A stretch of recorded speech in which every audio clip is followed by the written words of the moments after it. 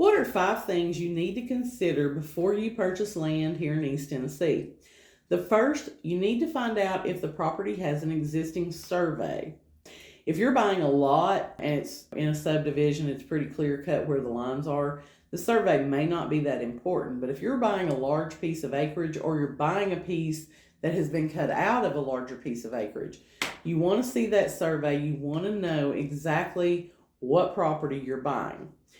The downside to that is if there's not an existing survey, right now in East Tennessee, it's taken about 3 to 4 months to get a survey done because we have a limited number of surveyors and a lot more people trying to get surveys done.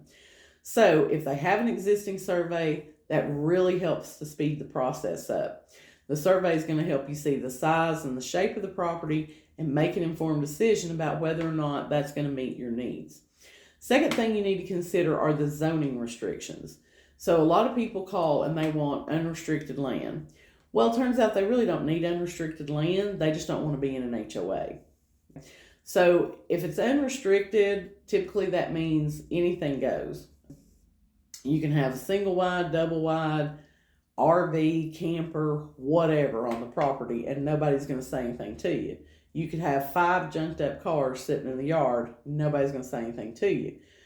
What I've found is a lot of people want unrestricted property, but they want their neighbors to have restrictions. They don't want the neighbor to be able to have those 5 junked up cars in the driveway or that single wide to be on the other side of them.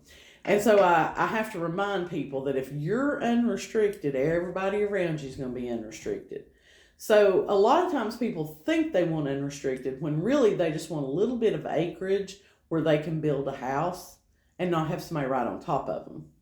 And they may want to have a cow or a horse or a chicken or a goat or whatever. So you can have a property like that that's not necessarily an unrestricted property.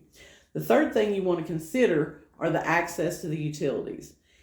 If you're in the county, more than likely you're going to have a well and a septic, and that's going to cost additional funds. I tell people usually between $20,000 and $25,000 for the well and the septic together. So if you're looking to get a builder to build your home, typically those costs are going to be factored into the cost to build. But if you're trying to do part of the work yourself, that's an expense you're going to have to take into consideration. Even if water and sewer are available, you're still going to have connection fees, hookup fees, things like that, tap fees. So you need to know before you write a contract what utilities are available and what's the expense associated with getting those connected. The fourth thing is you need to take into account the soil and the terrain. Especially if you're going to need a septic, the type of soil that a property has is going to be really important because it's going to determine how many bedrooms that particular piece of property will perk for. So it will also affect the type of crops you can grow, how well they're going to grow, and that terrain can impact your construction projects. If you have limestone or something that is tend to erode very quickly, may not be the best surface to build your house on. So hilly terrain is obviously going to require more extensive foundation work, while flat land is going to be a lot easier to build on. The last thing we're going to talk about is the cost of the land and how you plan on financing the purchase. So just like everything else the past few years, the price of land in East Tennessee has went up. And the price is going to vary depending on the location, the size of the property, the zoning restrictions, all kinds of stuff. And I've had people from out of state call and they're like, well, what's the average cost of an acre down there? And I'm like, an acre of what? I mean, I can't even give you an average price per acre here in Hamlin County because there's so many different property types.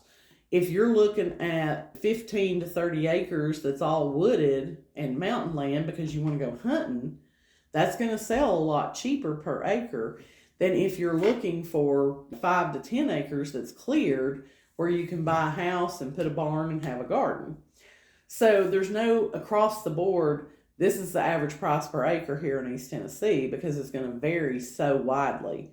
If you buy a piece of lakefront property and you're paying $200,000 for an acre lot, that's going to skew the numbers as well. So you need to factor in all these things, figure out what your budget's going to be. Are you going to be paying cash? or are you going to need to finance it?